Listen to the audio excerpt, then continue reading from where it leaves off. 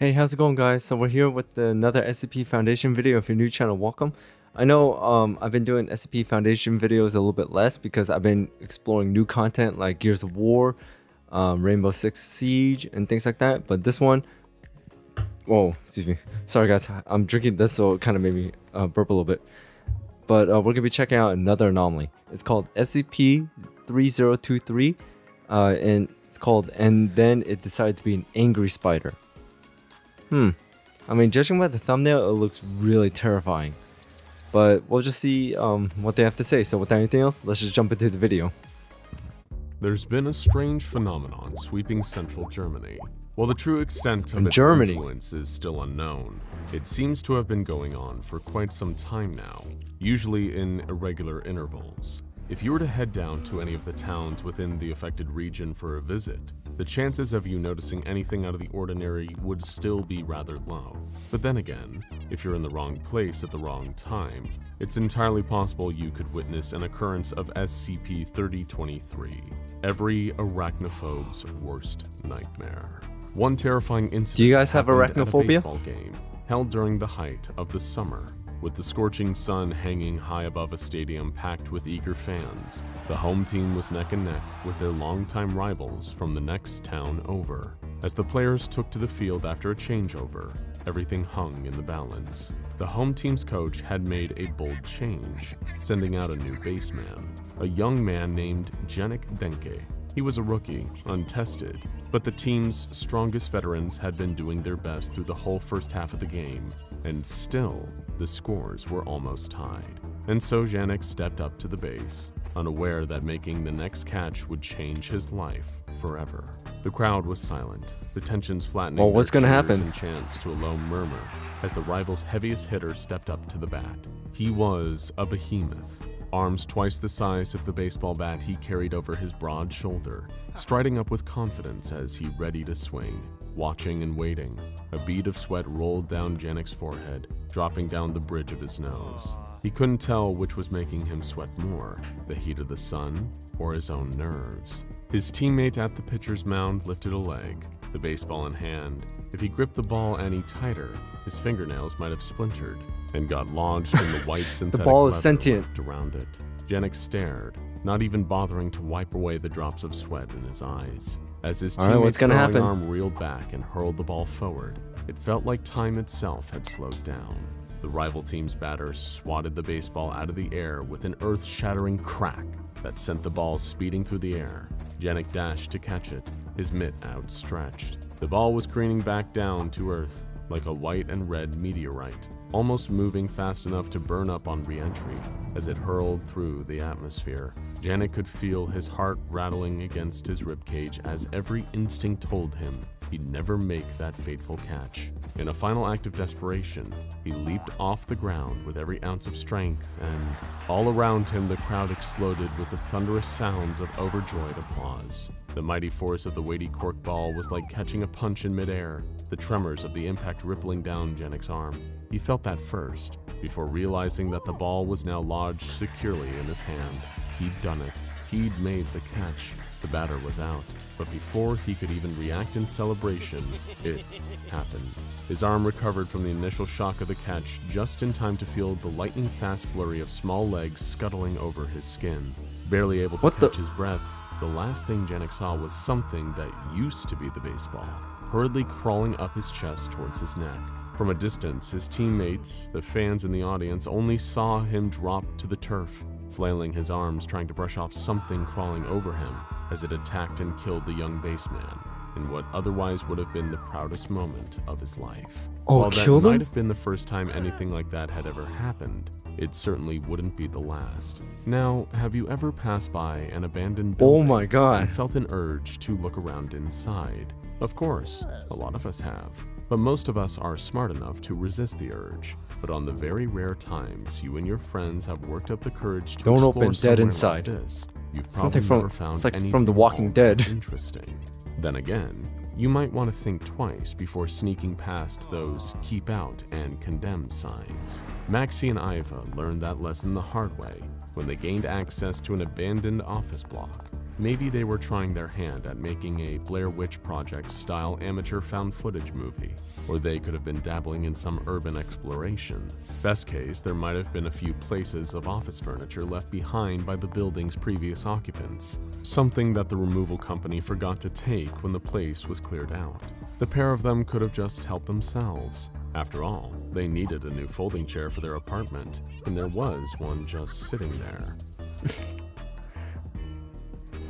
Trembling through her stifled tears, Iva's phone was shuddering in her hand. The office had been dark, but she was certain the shadowy shape that had taken Maxie didn't belong to a human being. Clamping her hand over her mouth to silence her terrified breaths, she peered out from under the desk, pointing her phone's camera wherever she looked as it recorded. Iva could hear the loud tapping of several metal legs, moving hurriedly around the empty office. The noise would pause at irregular intervals. Every time it stopped, she thought, no, prayed, that the creature was gone.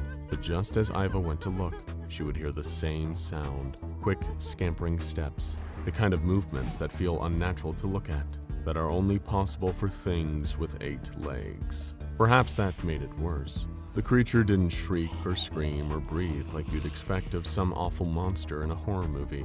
But then again, how could it? It had been a chair when Maxie had walked up to it, nothing more than an ordinary folding chair. The patter of metal footsteps stopped again, this time for longer. It had to be gone now, she thought. She gave it another few seconds just to make sure the silence wasn't broken again. Crawling out from under the desk, her phone still in her hand, Iva allowed herself to breathe a tentative sigh. Oh my god, dude, this is scary. Only for that sigh to become a scream as it lunged at her. The chair's seat and back, now the body and maw of an angry arachnid monster. As Iva screamed, her phone caught the whole gruesome sight on camera. You might be starting to see a pattern emerging here. But there's yet another twist in this multi-legged tale. What if these occurrences weren't just random incidents? Sure, they might fall into the freak of nature category like so many other anomalous incidents, but while it's unclear exactly how these particular anomalies come about, could it be possible that something, or someone, is creating them on purpose? Mobile Task Force Alpha 21 were already on the scene in the aftermath of the latest incursion. The elite Foundation strike team had eliminated the threat. Luckily, it had started life as a phone, meaning they were able to remotely destroy it, causing its electronic components to detonate, not before it had killed 2 Foundation personnel. Yeah, dude, you need a flamethrower or Naturally, something. now came the cleanup operation, gathering up evidence, leaving no trace of what had happened. The SCP Foundation still had little clue as to what exactly caused instances of this nature, a phenomenon they had now designated as SCP-3023. All they had to go on was a handful of cases, and footage recovered from a cell phone that had belonged to an urban explorer who'd met an untimely end at the jaws of a folding chair. But speaking of footage, something unusual had been caught by a security camera a few days before the latest SCP-3023 incident. The security footage showed a man breaking into an office where the latest 3023 instance, the telephone, had been found. As he picked up the phone in question, this individual's jaw appeared to unnaturally split open horizontally, allowing 4 dark, tongue-like appendages to emerge. These appendages rubbed the phone for over half a minute before retracting. The man then returned the phone to its original place and promptly left the office. Thanks to further investigations conducted by the Foundation's forensic experts, this unknown individual was identified as Mr. Sar, the owner of a local restaurant. Naturally, MTF Alpha 21 moved in to apprehend this suspect. The only real lead as to what has been causing the multiple instances of SCP-3023 to begin occurring in Germany. However, when Sar was eventually detained, he showed next to no sign of any anomalies in his body. He claimed to have no memory of the events depicted in the security footage, had never encountered any previous SCP-3023 instance, and seemed to possess no knowledge of the strange properties he exhibited on camera. Nonetheless, the SCP Foundation was forced to detain Mr. Sar, although he never displayed any anomalous behavior ever again.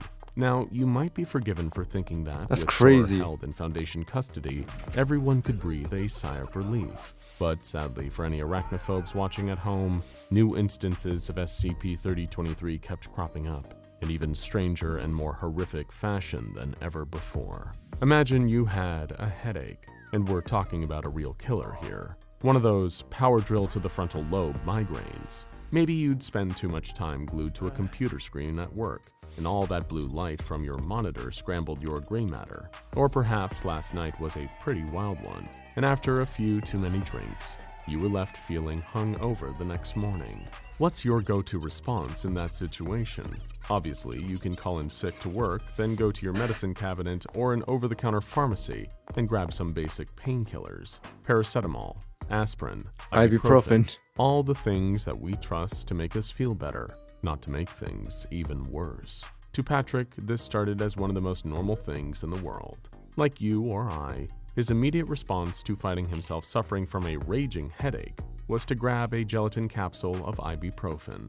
As casually and unsuspectingly as anyone would, he took the pill in hopes of quickly relieving his pain and carrying on with his day, probably even chasing it down with a quick glass of water. Only unbeknownst and unseen to Patrick, something happened the moment that ibuprofen capsule passed through his lips and went towards his throat. Something that stopped it from fully going down his throat, in fact. Much like the baseball, the folding chair, the phone, and who knows how many other unrecorded incidents, the pill had sprouted 8 spider-like legs. At first, it started as a gentle cough, like you'd expect when a capsule gets lodged in your throat. Grabbing a tissue, Patrick gave a few grunting attempts at clearing his airway.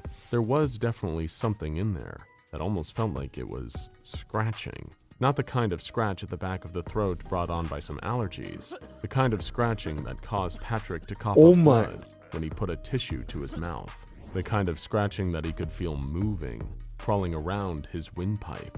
Perhaps if he had more time, Patrick could have raced to the hospital and had whatever was clawing its way around his throat removed safely with that free European healthcare.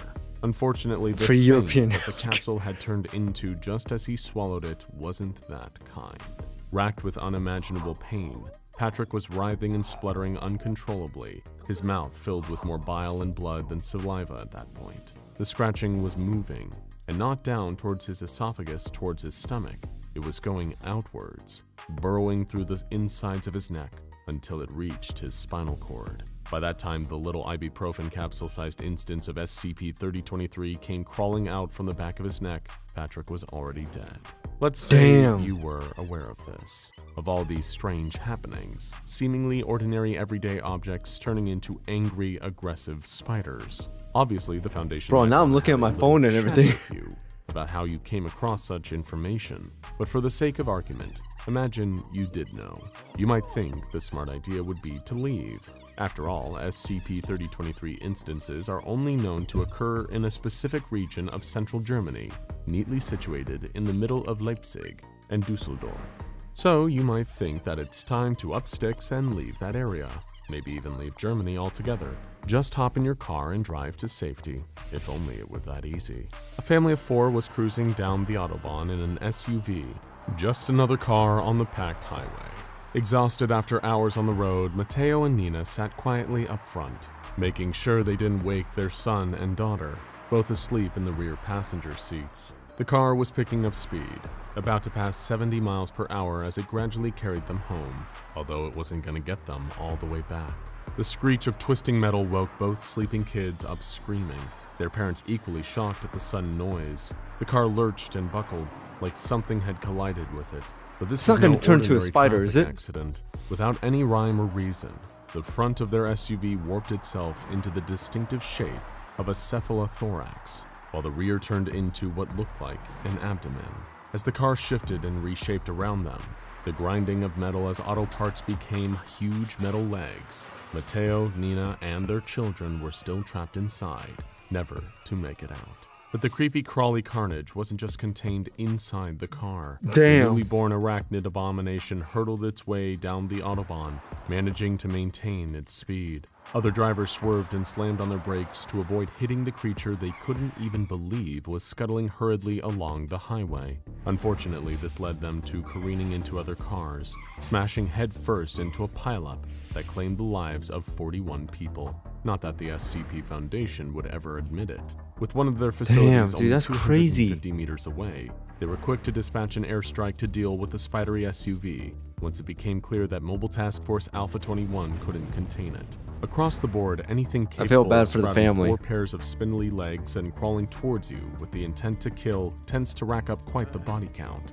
But dealing with bodies are some people's business. That was the case for Lucas, a newly qualified coroner. After passing years of training, he was working with the local police department, performing autopsies and examining bodies to help them with their investigations. Sure, it may not have been the most glamorous profession, but Lucas could sleep soundly, knowing that he'd never get hurt by a dead body. A John Doe, a body that hadn't yet been identified, had just been brought in after police had found him on the side of the road. Lucas thoroughly washed his hands, put on his gloves and scrubs, along with the rest of the autopsy team. He'd sat in on at least a dozen of these procedures, studied the relevant process and techniques. Everything had prepared him for the job of figuring out how someone had died. But not even the most experienced medical examiner could be prepared for what happened next. Taking the lead, Lucas began by making the primary incision into the cadaver's chest. It always reminded him of a particular scene in The Thing, where a character's stomach opened up and became a maw of frightening teeth. I've never seen that movie yet. A titular shape-shifting alien. That thought was quickly shaken away when suddenly, to Lucas's surprise, the body lurched violently on the examining table. Not everyone expects dead bodies to be able to move, and while it might be rare, it's also not impossible. Any number of things can cause someone's remains to move after death. Muscles atrophying or spasming, the body filling up with gas as it breaks down. Of course, any coroner would expect these movements to have subsided by the time someone reaches the autopsy room. Caught off guard by the sudden violent movement, Lucas stepped away, dropping his scalpel. His panting breath warmed his face beneath his surgical mask as he stared for a moment, waiting to see if the body moved again. Certain it would be still now, Lucas wrote the spooky incident off just as a muscle spasm and leaned over to retrieve his scalpel. But while he was crouching, he noticed something strange. Yeah, I did see that too. As if there were a pair of protrusions poking out from under the dead man's skin. Walking around the other side of the table, Lucas found 2 more cylinder lumps in the body's abdomen, almost as if something was inside, ready to force its way out. Without warning, the John Doe suddenly moved again on the examining table, only this time, it didn't stop. Lucas couldn't believe his eyes. The man's face was still, frozen in the same dead expression, but his arms and legs were thrashing and writhing around as if he was somehow still alive. Burn the body. Limbs suddenly burst from the sides of the cadaver, and the now 8-legged creature reared itself up, leaping towards a member of the autopsy team. It scuttled and skittered around on its new appendages while Lucas watched in horror. Blood-curdling screams filled the autopsy room as he bolted for the door. Lucas raced down the corridor. The coroner dared not looking behind him while sprinting through the city mortuary. Behind him, he could hear the thudding of the spider's multiple limbs right at his heels. Out of the corner of his eyes, right on the edge of his peripheral vision, he could see the massive legs scuttling towards him. Maybe he would get out, run all the way to safety before the spider was upon him. But how can you hope to outrun something with 8 legs when you only have 2? The most important thing to remember is that while any unsuspecting inanimate object near you might suddenly decide to become an angry spider, the chances of it happening are very, very low. But especially if you happen to be in central Germany, those chances are never 0 either. Now go and check out... Okay.